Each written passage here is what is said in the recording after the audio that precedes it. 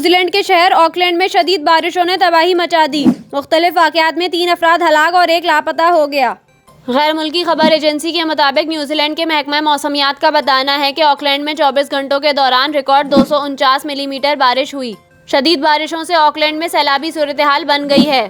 महकमा मौसमियात के मुताबिक ऑकलैंड में 5 रोज तक मजीद बारिशों का इम्कान है। शहर में इमरजेंसी सूरत हाल नाफिज कर दी गई है। खबर एजेंसी के मुताबिक ऑकलैंड का एयरपोर्ट भी पानी में डूब गया है और मुसाफिर एयरपोर्ट पर फंस कर रह गए हैं। ऑकलैंड में डोमेस्टिक और इंटरनेशनल परवाजें इतवार तक बंद कर दी गई हैं। मीडिया रिपोर्ट्स के मुताबिक सैलाबी पानी में घिरे अफराद की मदद के लिए रेस्क्यू ऑपरेशन जारी है।